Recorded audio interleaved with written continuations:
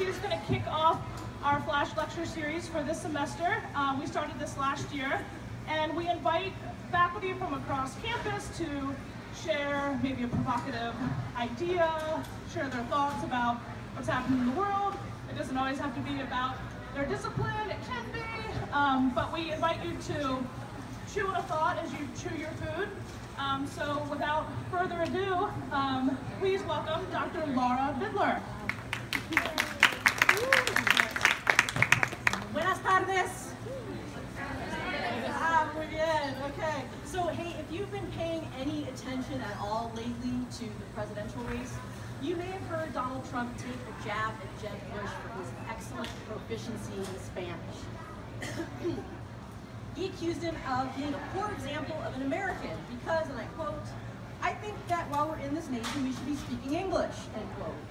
And I'm actually not here to argue that there isn't a grain of truth in what he says.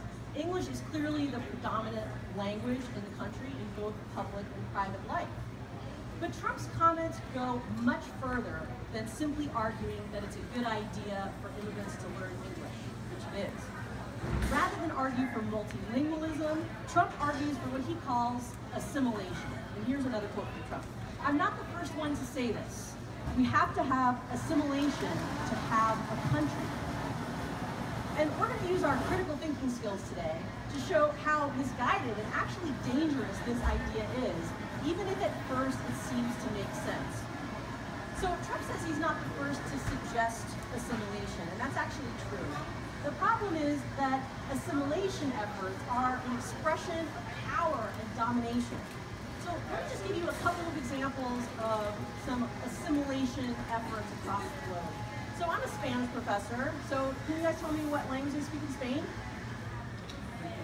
Okay, Spanish, right? Okay, but guess what? Spanish isn't actually the only language spoken in Spain. In Spain, they also speak Catalan, Gallego, Basco, Valenciano. These are rich and ancient languages. So in the mid-20th century, they had this dictator named Francisco Franco. He was sort of a fascist buddy of Hitler and Mussolini and those guys. And he instituted a series of laws and programs that imposed the use of Spanish only in all areas of public and private life, in schools, in government, and all sorts of things. Well, guess what? Those languages survived. And not only that, but just yesterday, if you saw the news, Catalonia actually elected a majority in parliament of the separatist party. So they're actually rejecting this Spanish-only model. Right here in South Dakota, we have a clear example of this. Following the Dawes Act, thousands and thousands of Native kids were pulled from their homes, sent off to boarding school, and punished for speaking their native languages. And yet, these languages survive. And so why have we tried this over and over again, yet it failed? Well, it's because of some false assumptions. So let me tell you about some of those. So a lot of times, advocates of assimilation believe that if we all speak the same language, then we're all going to think the same way, right? So they equate monolingualism with ideological unity. But we just know that that's not always the case. For example, in the United States, our ideological unity is based on the principles of the United States Constitution, not on a common language, freedom of speech, freedom of religion, etc. The second false assumption is that there is actually only one language in the United States. The 2009 census found 337 different languages spoken and signed in the United States. And of course, the United States has no official language on a federal level. Spanish, by the way, is already a majority language in certain regions of the United States. In Miami-Dade County, that number is 62%, according to the 2009 survey. And in El Paso County, that number reaches 73%. We're not even talking about Puerto Rico, which is a U.S. territory, where 100% of the families there speak Spanish, among other things. And in fact, the United States is actually the world's second largest Spanish-speaking country, second only to Mexico, and has more Spanish speakers than